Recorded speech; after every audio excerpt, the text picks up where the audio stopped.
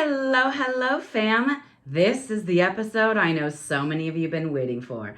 The European dating episode. I still gotta get those crowd noises, you guys. It's gonna be so epic when I do. Fair warning, usually my podcast episodes are about helping you, about giving you strategies or tools or ideas or things to think about, things to contemplate. This one is just fun. It's just, I promised you guys that I would do this podcast on what it was like to be a single woman dating in Europe in a bunch of different countries. So if that doesn't interest you, totally fine. You're allowed to skip this episode. I usually would never say you can skip an episode. All the episodes are so freaking important. Stuff for you to learn in each one. But this one specifically, if this does not interest you, go ahead and skip it. If you love juicy details, if you love the idea of what it would be like to date in other countries, if you're interested in sort of the differences between different cultures and societies and how they view relationships and dating and sex and things like that, then please, by all means, stick around. I'm shooting this episode a couple weeks after my birthday, and so I drove to the coast for my birthday, which is about a 3-hour drive, and I thought, oh, you know what I should do since I'm just getting this season up and rolling? I should go back and I should listen to the first season. I've never listened to my own podcast. Not a narcissist. So I was like, okay, I'm going to listen to it. I've got 3 hours there, 3 hours back. I should be able to get through most of the episodes, especially if I speed it up to like 1.5 times. I should be able to get through it to make sure that I don't talk about things I've already talked about, to make sure I don't repeat stories, things like that. Oh my God, you guys. I listened to this and I was like, holy shit, I share way too much with them. I started like clutching at my pretend pearls. I started looking out the window going, oh my. Are people hearing this? Like, holy shit. Shauna told my numbers the other day of how many people in the last 30 days had downloaded the podcast since I advertised season 2 was coming.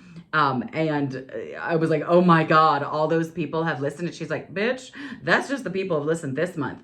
I don't know why I share so much with you guys. I mean, I share a lot on Instagram and TikTok. I feel like I do, right? But somehow it's different. Then I get on here and I'm in my, for those of you watching on YouTube, like you can see my office, like I get here in my office and I just feel like I'm just chatting to a girlfriend and oh my God, I reveal way too much. When somebody comes up to me in my hometown and is like, oh, I follow you on TikTok or Instagram, or I just got a new client the other day, a one-on-one client, and she was like, I've been following you for a year on TikTok. I was like, oh my gosh, that's so great. And I know that means she knows a lot about me. But when somebody says they listen to my podcast, I'm like, oh my God, it's like you're in the bathtub with me. Oh dear Lord, the things you know about me. On my birthday, my ex called. It was lovely to say happy birthday. I talked about him a few times. I obviously leave his name out, but he's a lovely man. He's the man that I almost married. And he's such a wonderful, wonderful man. We have a great relationship, friendship now. And so, he called my birthday and we were just talking about this and that. And he's so supportive of everything I do. And somehow in the beginning, because I think I was like, oh, I've been listening to my podcast and oh my God, I can't believe I totally talked about how you masturbate in the shower in one of them. And then I just kept proceeding to talking. And it was like 25 minutes later. And he was like, yeah, so do you mind if I ask why in a podcast you would talk about me masturbating in a shower? And I was like, oh yeah, no, sorry. And I was like, no, it was that whole episode about masturbation. And it was a good point and it was fine. He was like, oh, okay, yeah, I'm super supportive, but wow, okay, you just really went there. And I was like, yeah, I'm so sorry, I did. So here we go on dating on my European adventure last summer. And I do this knowing that we will probably have another one next season, because I will, as far as I know, I will be dating again. I am still single, so I will be dating again on my adventures coming up here in a couple months this summer. So I've been so nervous about doing this podcast, but people ask me like, why would you be dating in other countries? Nothing could come of it. And that's not necessarily true. I'm very open to where to my living situation changing. I love the small town in Oregon in which I live. I have wonderful friends and family and things here. But I'm also open to moving abroad. So if I met the love of my life in a foreign country, I'd be very open to moving. So why not? And I also dated because I love dating, and I come from a small town, so dating is harder here. And I love sex just as much as the next person. So why would I not be dating? The other reason I really wanted to date is when traveling alone, in some ways it can be easier to meet people, friends, people to hang out with. But I'm traveling the country or traveling, around Europe in my 40s. So it's not like I'm not staying at hostels. Some people do in their 40s. I'm privileged enough to not be having to stay in hostels. So and I'm not a 20-year-old backpacker, like looking to meet other backpackers. I'm staying in hotels and Airbnbs and things. So meeting people is a little harder. I don't drink. I actually ended up stopped drinking on the trip in Ireland. In Ireland, I decided I'm not going to drink anymore. What a terrible, terrible idea. Who let me be a life coach? And I only stopped drinking because I've always had bad sort of like allergic reactions to drinking that I have just dealt with and put up with. And finally I was like, ugh, my body hates drinking. I need to stop doing this. And I happened to be in Ireland where, of course, there was great drinking to be had. And I was like, ugh, it's making me feel like shit. So I'm going to stop. So it's not like I'm going to a ton of bars. So how am I going to get to meet local people? So dating is one of those ways to do that. And one of the reasons that I personally love to travel and have wanted to spend anywhere from 3 to 6 months, we'll see how life goes, in other countries is because I love looking at how other people live. I love looking at other cultures. I think we'll probably do an entire podcast episode on how the language you speak affects and shapes the thoughts that you think. You only think the thoughts that you think because of the language you speak. So if you speak more languages, you have access to actually thinking more kinds of thought. And so I really loved spending time in places where people spoke many languages. Therefore, more of those neural pathways were opened. They're more able to think broader thoughts than we are when we only speak one language. I'm somebody who speaks American Sign Language, not as well as I used to. It used to be fairly fluent. And just that experience, because it's not, ASL is not English, it has informed by its own culture and its own experiences, and just how much that opened for me. And so the sociology of travel, of learning about different cultures and people is something that's super important to me. Yes, it's fun to go to other places and see the sights and eat the food, but I'm really interested in the people. I did a study abroad in London when I was in college, and I did a sociology class there, and our professor made us go to bars and ask questions and write papers about the people that we talked to and what their experiences are in life, in parenting, in sex, in jobs, in the way they view their politics. And it was just absolutely mind-opening for me at 18 years old, and something that it was very interesting to me to continue to do, just as a coach, right? Just as somebody who is deeply interested in why people do the things they do, who people are, and what forms the belief systems we have. Are traumas all the same? Are they different? Are our childhood experiences different? How do we see sex? How do we see money? How do we see all these things differently because of where we're from? And one of the interesting ways to do that and to get to know people more was through dating while I was there. And so I definitely partook. Let me just make a blanket statement first that I make some generalizations here. It is the generalizations of the people that I met in the countries that I was in. This is not a generalization of everybody in Europe. Jesus Christ. There's all different countries in Europe. Europe is a goddamn continent. It is not a country.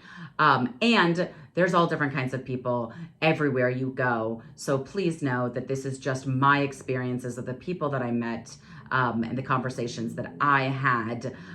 It is not to be generalized of everybody from this country is like this. Okay, so just wanted to put that out there. So what I did is I used Bumble. the Bumble app, I was just very, very honest, as I am always with dating. I was very honest that, hey, look, I'm thinking about moving abroad. I'm thinking about moving to this country, and I would love to buy you a beer and, sort of pick your brain a little bit about learning about why you love your city, why you love your country, why you choose to live here, what things that I should know. Right. And I date men. And so men were more than happy. I mean, a lot of people were like, oh, wasn't it hard because they knew you were just in town for a little while? And I was like, actually, they were more than fine to go on dates with me, knowing that I was just in town for a little while. For those of you who don't know, I spent last summer, I spent a month in Ireland, 5 weeks in the Netherlands, and about 2.5, 3 weeks in Croatia and Slovenia, Ljubljana in Slovenia. I did not date when I was in Croatia because my father was with me. He flew out to spend time with me in Croatia. So little bit more awkward trying to date with dad. What an awkward third wheel. So I did not do any dating while I was there. And I will say most of my dating was in the Netherlands because it is a country I've really thought about moving to. I've really, it is called to me for many years. And so I did a lot of dating there. And men were really, really lovely there. One man explained to me that in the Netherlands that they really love foreigners. They think of themselves because they've been a trading port for so long. There's great access into all of Europe from the sea. And the Netherlands is on the water there, that they really enjoy and really grok into who they are as a people, that they are traders. Traders, not traitors, that they have been about trade. They've been about people coming to their land from other countries and trading with them. So they're very welcoming to people of other countries. They grow up, they learn English, German, and Dutch. So they're already, sort of like ready and primed for other cultures. In fact, coming from America, I always thought that I should try to learn a little bit of the language, not assume people speak English or that they speak English well. So I should really try to learn a little bit of the language of the place that I'm going to. And I was speaking to a few Dutch men before I even left America, and they're like, oh, no, don't do that. We speak English. We're proud of being able to speak English. So if somebody starts talking to you in Dutch, you just start talking to them in English and they will switch over for you, which ended up being incredibly true. Very hard to do, to have somebody coming up to you and speaking in a foreign language and just smiling and waiting for them to be done and saying, hi, how are you? And then having them go, oh, hi, and then start again in English. It was humbling. It was so unbelievably lovely watching people switch. And not everybody there speaks perfect English. I get really frustrated with people who are like, oh yeah, you go to the Netherlands, everybody there speaks English. I mean, yes, everybody learned English, but there's a varying degree of the amount of English they speak, and it still is a second language for them. So I still was so honored every time somebody would switch to English or try or do Google Translate with me. I needed to have all the, I went to lots of different cities there. I needed to have all the menus. Thank God Google Translate. I could take a picture and translate the menus. Now the menus are in English, but everybody was so lovely to say, do you need me to read you the menu? Like, oh my God, you poor waiter. You're going to sit here and read me the whole menu? You're lovely. So I had a wonderful experience with the Dutch in that way, and how gracious and open they were to foreigners. I had a lovely man write to me and say, when I first got there, and said, oh, I read your bio, I read your thing about moving here. I would never do this on a first date, but are you interested in perhaps coming to a traditional Dutch Sunday family dinner with me and my family? Like that seems like a crazy first date, but if you're interested in moving here and living here, would you like to do that? And I was like, abso-freaking-lutely. So this guy picked me up. Again, I was in very safe countries. I felt very safe. Guns, we'll probably do an entire episode on that. It's just not a thing in many of the countries that I went to. In Ireland, police don't even carry guns. In the Netherlands, almost nobody I had met had ever seen a gun that was not on a police officer. They don't have the crime problems that we have in America. People said to me, are you so terrified of traveling in Europe alone as a woman? And I kept saying, no, I feel safer in doing that than I feel in my own country. And people laughed. And yet there was a mass shooting in my small town while I was in Europe. So I'm somebody who's very safe when dating, and I felt that I was able to have a little bit more, be a little bit more liberal. I was staying in hotels that made me feel safer. And again, they just don't have the places I went don't have nearly the type of crime that we sadly do here in America. So he picked me up and we went to his family house, and we went in and everybody was speaking Dutch, and he just announced in English, this is this girl that I told you guys about. She's American. She's thinking about moving here, and I wanted her to meet everybody and to see. So the mother and the sister took me into the kitchen and were showing me how to make the food and their traditional food that they were eating. And the little kids were coming up to me and speaking to me in Dutch, and I'd say, oh, I'm sorry, I speak English. And they would immediately, oh, no problem, and switch over to English, like 4 or 5 years old. Adorable. So fun. Things that I wouldn't have gotten to experience had I not been dating. I found it really fascinating. I was going on all these dates with these absolutely beautiful Dutch men. They are some beautiful people over there. They're also very tall. They're the tallest people in the world, for those who don't know that. They're very, very tall. Every man I went out with was over 6'3", I want to say. Height is not a thing for me. I don't care about height. In fact, I prefer a man. I'm 5'6". I prefer a man that's not that tall, is not that much taller than me, because I feel like if I have sex with a man that is a lot taller than me, then every time we want to switch positions, we need graph paper. It just feels like, oh, you want that position? Well, let's look at my height dynamic versus yours, the length of your thighs, like how tall you are. Like, it just becomes a whole thing. So I don't usually date men that tall, but in the Netherlands, it's sort of unavoidable. But and there was incredibly beautiful, good-looking men, and I would flirt with them, and they wouldn't flirt back. And I'm a big flirt. That's kind of my thing. I'm funny, I'm outgoing, I'm flirty, and these men just sort of, one guy, I text him something flirty, and he rolled his eyes. I was like, oh, I'm usually pretty good at this. This is my thing. This is what I got. This is what I got going. That's weird. And then another man in person, he just sort of brushed it off, and not embarrassed. Like, sometimes I'll flirt with a guy or compliment a guy and he'll turn red and get really embarrassed. This wasn't it. It was something else. It definitely was not going well. And I was lucky enough in several of the hotels that are the places I stayed. There was this sort of not chain, but several hotels that all had college girls worked in the hotels. And they were super sweet and lovely and helped me get around. And I went up to them one night and I was like, dating is not going well for me, because they're not liking it when I flirt. And the girl said, oh yeah, that's not a thing here. That's not a cultural thing here that we do. We don't flirt. And I was like, what? She's like, yeah, we really pride ourselves on equality. This is something that America really needs to think about when we talk about wanting to be equal, which is super important. And also the death of the gentleman, right?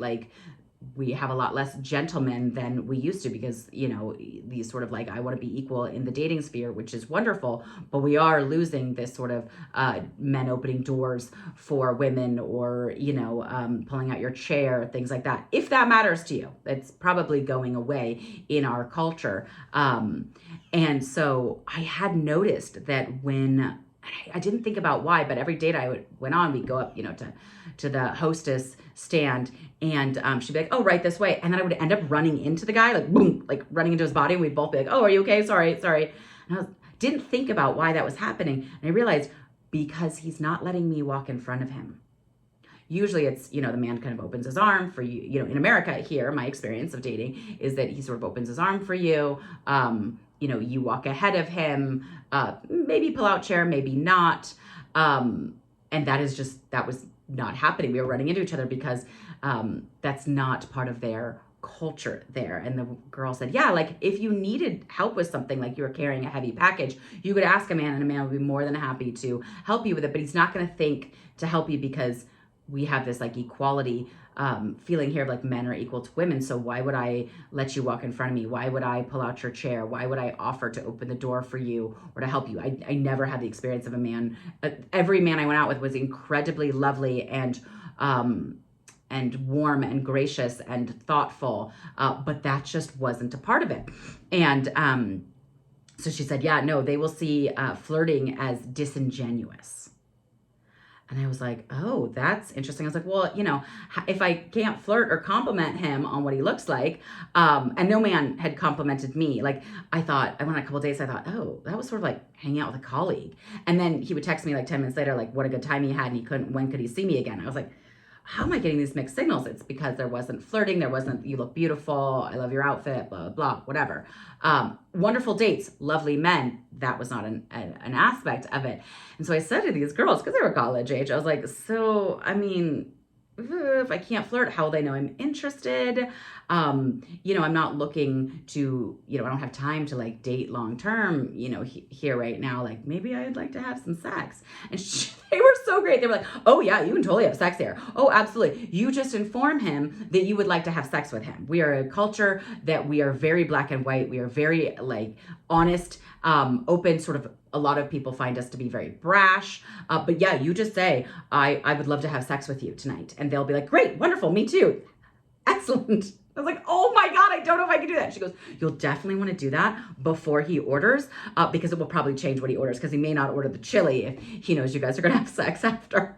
I thought, oh my gosh, this is so fascinating. This is so different. And also, there was this sort of, expectation, of course, that we would split it, this idea of going Dutch. So I feel like I, really offended a man because we went to pay and I was like, oh, would you, I could split it with you, which I always offer in America too, to split the meal with somebody. I don't expect a man to pay for me. And he just looked at me and he was like, I'm not cheap. I was like, I'm sorry, what? And he goes, going Dutch. We know that's a bad thing. That means, like, it's a word meaning stingy in America. And I was like, oh my God, I never thought about that. Because we do have that thing, like, do you want to go Dutch? It means, do you want to split? And there, you split because everybody is equal. So why would one person pay for the other? But he saw it as Americans are saying that there's something negative about it.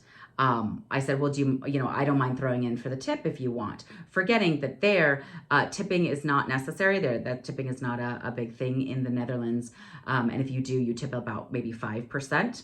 In fact, I talked to a guy and I was like, it's so hard for me. I still tip 20% because I'm American. He said, please don't do that. That's not a part of our culture. You don't need to do that. Then you start changing the expectations of our culture and how we do things. If you are going to be here, you need to do things the way that we do them. And we here don't tip. And if we do, we tip 5%. So please, go along with our culture. I thought, oh my gosh, you're absolutely right. That is something I hadn't thought about. They also get paid significantly better than we do here.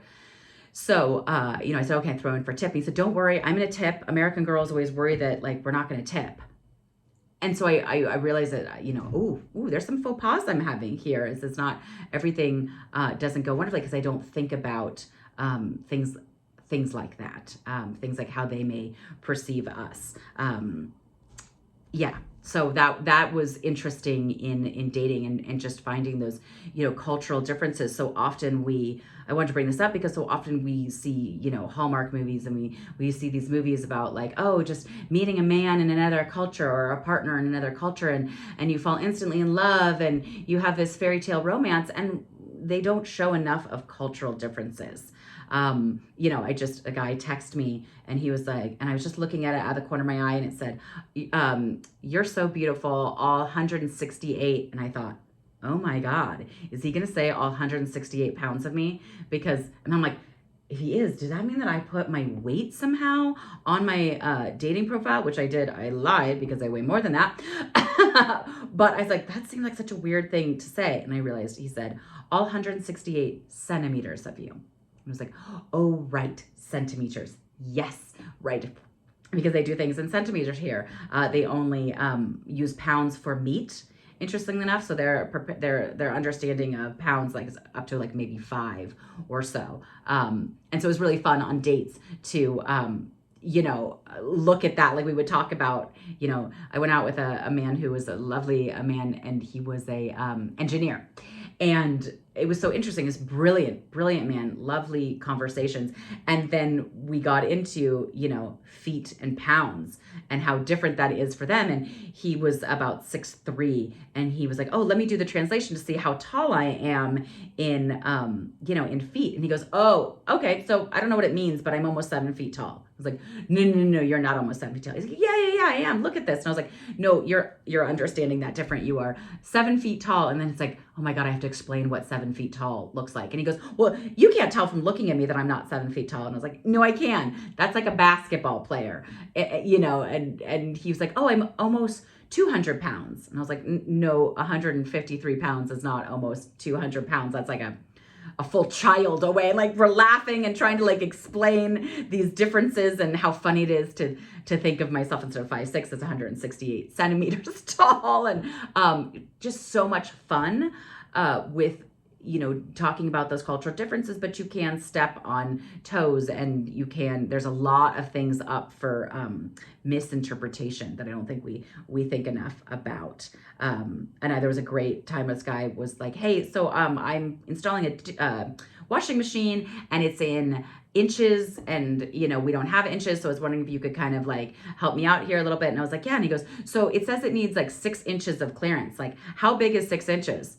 Oh God. And of course, like every great dirty joke, like sprang to mind. I was like, oh, 6 inches is about like this, He goes, do you know what, well, first he said, do you know what 6 inches looks like? And I was like, oh my God. There's so many good jokes here. He won't understand any of them. I was like, I mean, I'm maybe more used to 4.5 inches, but no, 6. Yeah. It's, I didn't get my joke. And he's like, well, I think we need more like 8 inches. And I was like, you don't, you think you want 8 inches of, of washing machine clearance, but you don't want 8 inches, you want 6. That's a 4 to 6. Great. That's a great amount. You think you want 8, but you don't. And he just looked at me like blinking, like, what, lady? Great joke, wrong crowd. Damn it. Such good times. I also had my first experience of a man looking me up online before a date. I was not sure how he did. I mean, he must have just Googled my first name, because it doesn't give last names, and life coach or something. I'm not really sure how he found me, but I had been, for those of you following me, that I had been talking about my experience while in Europe on social media of like all the things I was learning and cultural things and places I was going and people I was meeting. And I was talking about dating online. And he, I don't want to say called me on it, but he brought it up. And I know this is going to start happening to me as, I get bigger on social media and, more people see my videos, that people will look me up before they meet me. And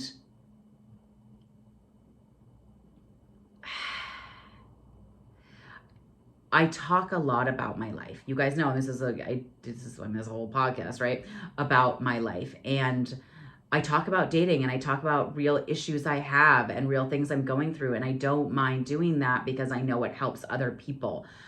But in the sphere of dating, that can be harder to have that all out there, to put that all out there for this man to see that, yes, I've been going on dates with lots of other men before going on a date with him. And in America, I had a guy who I was supposed to go on a date with, who he didn't stand me up, but he canceled a couple hours before the date. And I found out later it was because he had looked me up online and got really intimidated of what he saw. And as women, we are trained subconsciously to be small, to play small, to be sweet and polite and thoughtful and loving and in the background, and to never, ever, ever make your man feel uncomfortable or not like a quote unquote man, right? Be careful of a man's ego. Don't say the wrong thing. Build your man up. Make him feel like he can take on the world. Don't do anything that would make him insecure. And here I put my entire life out there, including my dating. And that was really hard. And it wasn't even hard that he had seen it, because my thing is, in doing this, I've come to terms with, this is who I am, this is what I do, this is how I show up in the world, and this is how I help people. And I'm proud of the work I do, and I don't mind sharing my life, as I said, if it helps other people. And I will find the partner who sees what I do for a living and loves what I do and champions what I do and sees the message that I'm putting out there and is okay with the fact that my life is out there. Now, he and I can discuss how much of our life together, when I have a partner, I put out there, but I am going to need to be able to talk about him in terms of our relationship, because I'm always teaching, through my own experiences and what I go through. And so this was my first experience of having a guy be like, so, been doing a lot of dating, huh? And like I said, I feel like I'm able to stay on my ground in that my right guy is going to be like, that's fine. I get it. No problem. Great. He will support me. But it's still hard in the moment. It's still hard in the moment to sit there looking across from somebody and be like, wow, this guy knows a lot about me. This guy can have a lot of judgments about me and how I live my life. It's all out there. And my biggest fear was not what he would think of me, but whether or not I would shrink down in his presence. The date was going well. I really liked him. He was really cute. He was really interesting. And we were having a great time. And I was just so afraid that I would shrink and become smaller and diminish what I had been doing, the dates I had been on, the experiences I had, that I'd be like, oh, it wasn't really that big of a deal, or oh, that story, that's not that big of a deal, or I'm in a couple of dates, because I liked the man. And I think that a lot of us, no matter what we identify as, have that experience. We want so much to be liked by the person that we are spending time with that we shrink down, that we make ourselves small in order to be liked. And I, in that moment at least, was able to say, yep, I have been doing a lot of dating. Yep, I have been having a lot of experiences here. Someday, my partner or any partner I have is going to probably hear this podcast and hear about men that I slept with or men that I dated. It's very interesting. I have several exes that listen to my podcast, and I always wonder how that affects them, and we're broken up. A lot of them are remarried and, in new relationships. But I do think, and I'm unwilling to change what I share and what I talk about, because of that. But it's something I do think about. How does that affect them? Does that hurt? Is that weird? Those sorts of things, knowing that someday somebody I'm going to be with is going to hear these things. And does that make me want to change? By the way, yes, it does make me want to change what I share, but I stay on my mission, and I trust that if I find partnership, that he's going to be a man that accepts all of me and all of my experiences and knows that makes me well-rounded, more whole person. But that was a very formative maybe experience of, here it is. I knew this was going to start happening, and it's here right now. And I am not going to shrink down. I'm going to have confidence in what I do, and knowing that this is who I am and what I give to the world. And he was, like I said, he was lovely about it. But I was lovely about it too. And I'm proud of myself for that. I also went on a very confusing date with a man who was German. I was in the Netherlands, and he was German, and his English was good. It was not amazing, but I was so grateful that he spoke any English, because sadly I don't speak any German. And we had been talking, over text and stuff before our date. He was going to pick me up at the hotel, and we had talked about children and how we both don't have children, and we like dating people who don't have children, and and how that seems to be hard to find at our age. Like I said, 40. I'm 41 now. I was 40 then. He was maybe 45. And I was standing in this beautiful long black dress, like down to like mid-calf, waiting for him. And this child came up to me, and in Dutch, crying, just sobbing his eyes out in Dutch, and coming up to me going, oh my God. I'm looking around. There's nobody around. He's sobbing, he's speaking Dutch, and he takes the bottom of my dress. I don't know kids' ages because I don't have them. He's like 4 or 5 maybe. I'm not sure, but he takes the bottom of my dress and starts wrapping it up in his hand. So now it is making it a very, very short dress all of a sudden. And Good Lord. And so I'm kind of trying to push it down, but I'm trying to talk to him, and he's wiping his eyes with my dress. And I'm like, I'm sorry, I don't speak Dutch. I don't speak Dutch. And so he changes to English, and he's like, I can't find my mommy. I can't find my mommy. And my mommy said, if I can't find her, to find another mommy. And part of me was like, Jesus Christ, here I am in my cute little black dress. I got my lace underwear on. I'm feeling myself. I'm going on a date with this gorgeous German man in this amazing town in the Netherlands. And he's like, you look like a mommy. Like, what does a mommy even look like? Dear Lord, dear Lord. And right as he says this, the man like rounds the corner, and he just stops and stares at me, because there's this woman he's picking up for his date who supposedly doesn't have children and is now standing there with a child who is sobbing, who has wrapped her dress up in his hand and is using it to wipe his eyes. And I'm like trying to calm him down and try to talk him through it. And the guy's like, I'm sorry, what's happening? And so he comes over, and we have to spend the first half of our date finding this boy's parents, who will not let go of the bottom of my dress. So now this man has seen all of my upper thighs as I'm trying to pull the dress down and get the child to unfurl my dress. Good news, we found his mom. He was fine. Everything was great. We were the heroes of the evening. This man that I want to date with did not have a sense of humor about it, which made it so much more awkward. And now I'm walking around with a tear-soaked dress for the rest of the night.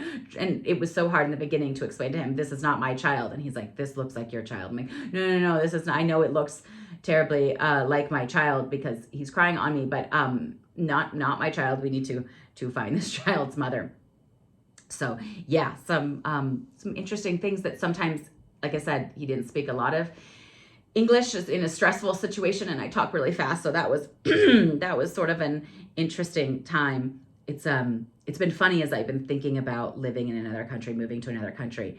I get very frustrated by the amount of people who, when I say, oh, I'm looking at these countries, but I'm looking at countries that speak English because, I want to date in these countries and make friends in these countries.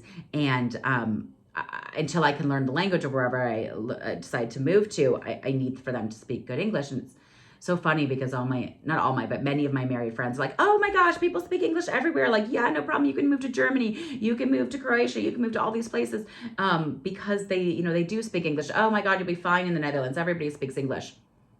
And while that is true, many people in many countries speak English, we don't think about the fact that a lot of people speak what I call cruise ship English, enough to get by. But I'm actually looking for somebody who has such what's the right way to say it? Comprehension. I'm not saying it right.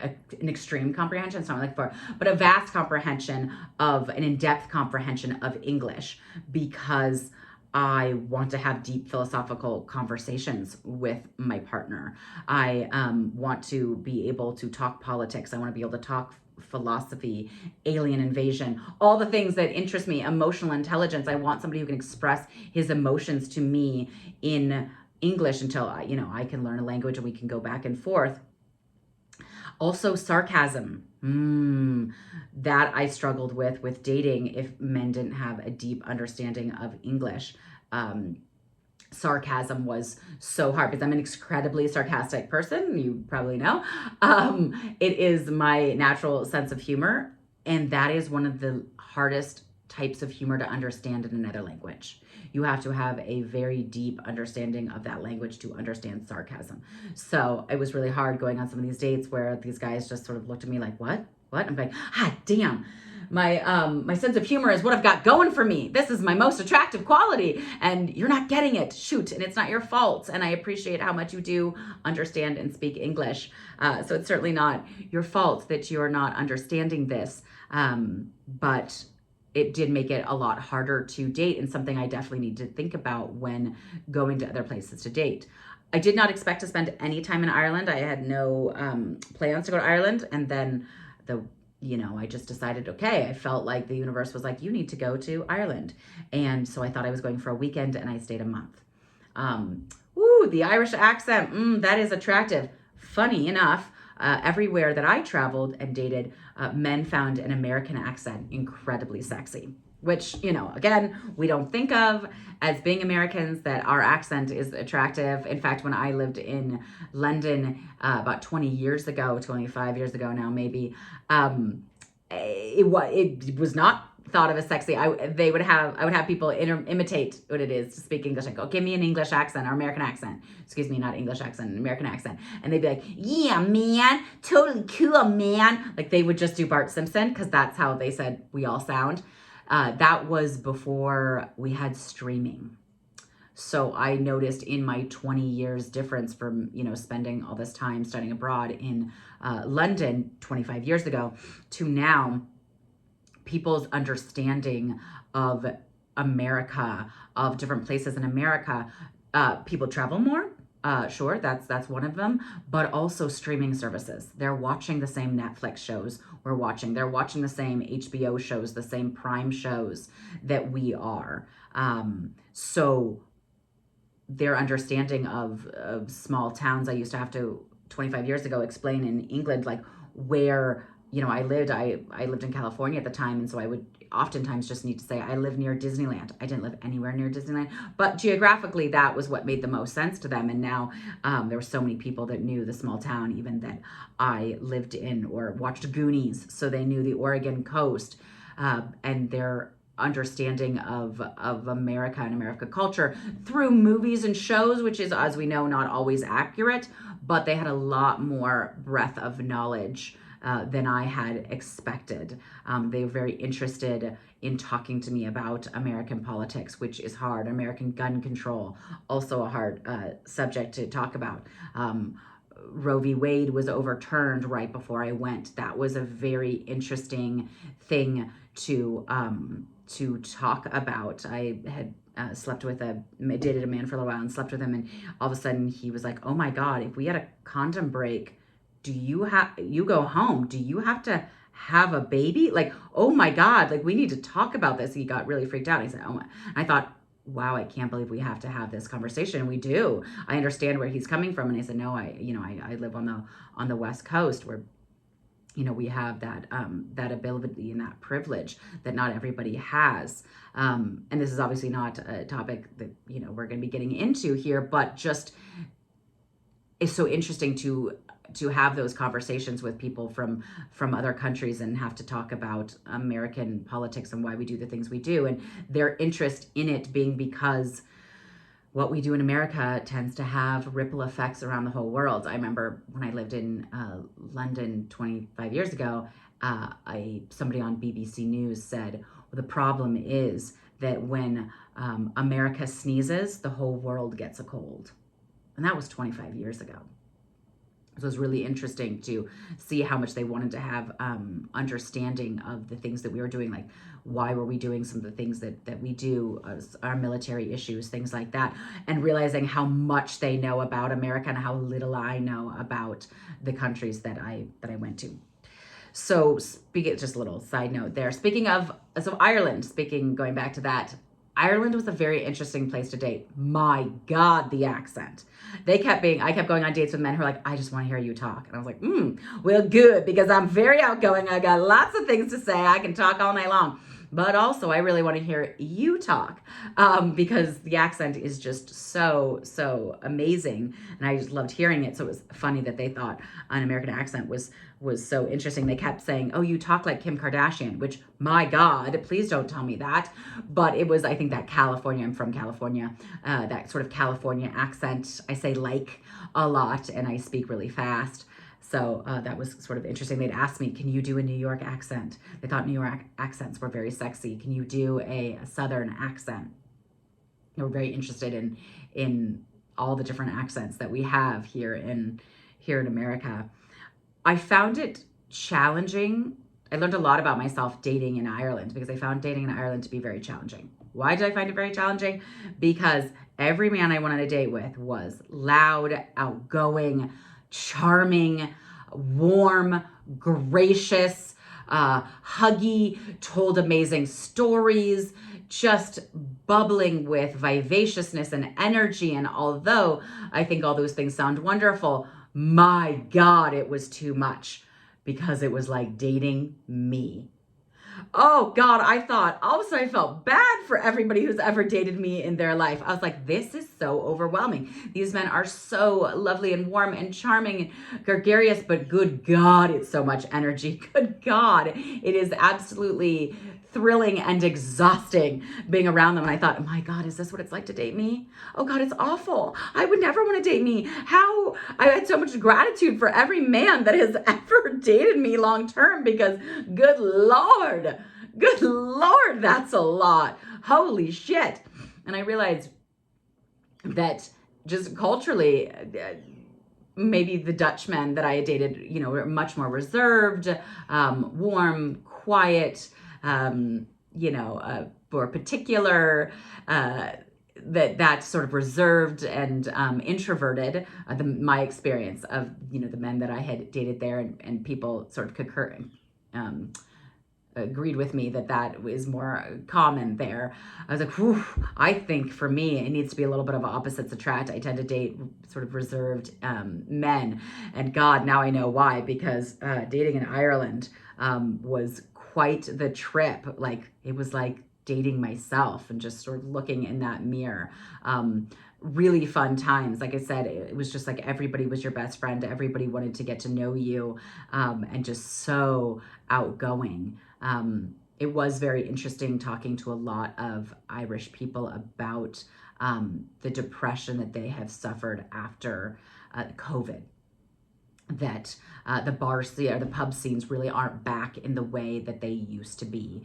That really was a really special gathering place for the Irish people. Which we have sort of lost here in America, I think, longer ago and they still sort of have it, that like watering hole where people just sort of come together after work or on the weekends. And in small towns, this is where you go and you see everybody at the pub, and you're checking in with people, and your grandfather might come in the door, but your nephew might come in the door, and your childhood best friend is going to be there, and you know each other so well, and you sing and you dance and you celebrate together, and it's just such a beautiful experience. And that, because of COVID, people went to lockdown, so they were not having that experience that they had been having for generations, and people started drinking at home alone. And that is a much different type of drinking than it is to go out to a pub where you are going to be social. You are going to see the people that you love and care about and meet new people in your community. And that has really been hard for them. And as of, last summer, and I was there, that community really hadn't come back. And that was something that they were sort of dealing with on a countrywide scale. And that was really, I didn't know any different. I had never been to Ireland before, but seeing it on the faces of the people that I meet, I met a lot of really great friends. We may do a podcast on that, but really great friends there in Ireland. So talking to people, but also going on dates and just seeing the pain that they were struggling with and going through there around recovering from COVID, and what that did to a culture of community, made me reflect on sort of how little community we really have in most places in America. And I live in a small town in America of about 100,000 people. And I usually, whenever I go out, I see somebody I know or several people I know. And still, I feel that loss after COVID of community, that I can't imagine what that is like on that scale in Ireland. So I am going back this summer, and I'm really interested to see, hopefully, that sense of community, of gathering place has rebounded for them, because I really saw in them. And it's a country that, when I was talking to friends there, that does not go to therapy. There were several friends that I met along the way that said, so does everybody in America have therapists? And I was like, no, that's not really a thing. Like, nobody seemed surprised that I was a life coach. Maybe not really sure what it was, but he said, oh, it's somewhat similar to therapy. And they're like, oh yeah, does everybody there have a therapist? And I was like, no, not even close. Why would you ask that?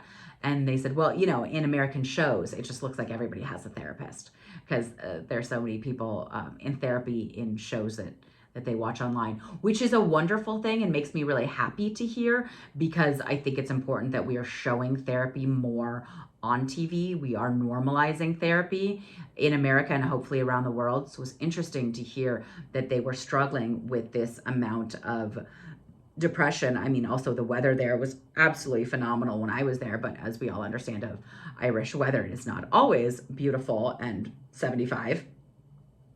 So the weather mixed with drinking at home and losing that sense of community and therapy, you know, they were saying that therapy is something you would go to if you were crazy. Like he was, oh my God, somebody's going to therapy, they must be crazy.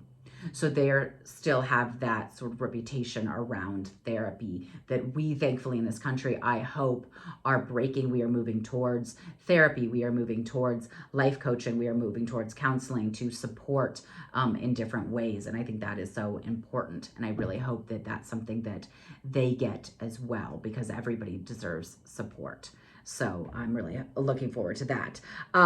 Those are the big ones. Let me know if you guys want, I mean, there are other stories. There are much more. Oh, the other story that I did want to make sure that I brought up that's a little bit more risque, so I'm sorry for anybody that this may offend. And if you guys want more stories, I have so many more that I usually just tell my close girlfriends, but let me know if you guys want another one. This is just getting long, so I wanted to just give you a little overview of dating. And I will be dating again, like I said. I assume when I go back, who knows what will happen, but when I go back this summer again, I will be doing Ireland. I'll be in Scotland with my father, so probably not a lot of dating there, but I will be doing Ireland again, England, and the Netherlands. And there could be a couple weeks in there that I'm not sure where I'll be going yet. So stay tuned. Still things happening there. One thing I really loved around sex that I found really fascinating and important that we need to champion in our culture as well is that I dated a man from England, and he was in the Netherlands on some business trips. He had to be flying back and forth for business, and we spent a lot of time together. And I remember when we had decided that we were going to have sex, he said, we talked about it ahead of time. He was going to come over that night. That was sort of the plan for us to hang out and have sex. And he got there, he was like, okay, so you still want to do this, right? And I was like, oh, that was very lovely. Yeah, sure, of course. And then we started making out, and he said it again, like, this is still what you want to do? And I was like, I mean, yeah, dude. Okay. And then we're getting more hot and heavy. Clothes are coming off. And he asks again. And I'm like, yeah. And I'm getting kind of annoyed. And then we are having sex. And he asks me again, is this what you want to be doing? Is this okay? Is this what you want? Do you still want to be doing this? And I was like, dude, you are inside of me. You are inside of me. I can't believe you're asking this. This is so weird. Like, you're taking me out of the mood. Stop asking me. Yes, we are doing this. I want to be doing this. And he sort of pulled away and he looked at me and he said, yeah, but you may have changed your mind even while having sex. So I want to check in. And I just thought, wow, how lovely. And afterwards, I was like, well, let's get back to what we were doing. But afterwards, I asked him about it. I was like, I'm sorry that I kind of reacted that way. And he showed me this incredible video that they watch in schools when they're younger about consent and it's a funny little one about serving somebody tea, and they make it sort of silly, but you understand the point of, like, you can ask somebody if they want tea, and if they say they want tea, great, then they want tea, but then you can ask them again, like, maybe they don't want to drink the tea after you've made them the tea, and that is okay. They have a right to change their mind after they've asked for tea that they may not want tea. And that even as they're drinking the tea, they may sip the tea and then realize they don't want the tea. They may drink half the tea and realize they don't want the tea. And that is okay. You do not have the right to give them, to make them feel guilty that you made this tea for them and they don't want it. So you just respect that even though they drank, you can't say like, well, you've already drank half the tea. How can you say you don't want it now? Or maybe they have the whole tea and they say that's wonderful. And you say, well, let me make you another cup because you loved it so much.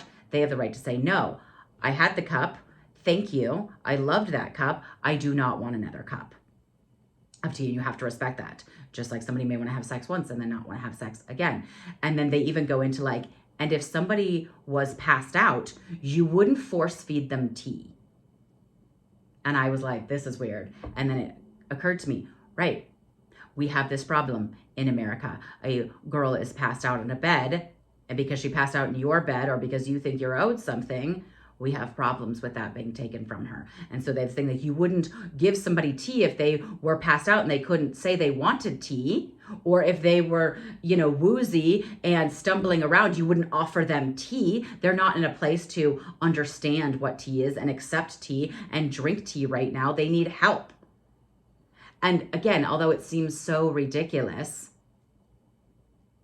God, we need that in our schools. And look what kind of men that makes, who are checking in and reassuring and making sure. And I reacted that way because I'm just not used to it. I'm just not used to that kind of checking in and care. And not that I haven't been with wonderful men, and not saying anything bad has happened to me. It's just that we don't teach that in our school systems. We don't teach that. We teach horrible, horrible sex ed. We do not teach relationship ed. And in the Netherlands specifically, they have relationship education. They start teaching relationship education at 5. They call it butterflies in the tummy, about how you sit next to some people sometimes and you don't feel anything. And then sometimes you sit next to somebody else. By the way, they never bring up gender. They never say, sometimes as a little boy, you might sit next to a little girl and feel this way. Nope, they don't bring up gender. They just say, you may sit next to somebody else and feel butterflies in your tummy. And that's how they start talking about it. And then they talk about how to appropriately break up with somebody. They talk about how to talk about sex, how to talk about your feelings in a relationship. And my God, we need that here. And it was so fascinating in dating and in having sexual relationships with men in the Netherlands, or, this man in England, being able to see that play out, and that sort of emotional awareness and awareness for other and others' feelings was just absolutely phenomenal, and reminded me again how much we need that in our country. So that's my little PSA at the end there. It's something I'm very passionate about. It's one of the platforms of me talking about the shit we need to teach in school and don't. Relationship education, along with better sex education, is so important.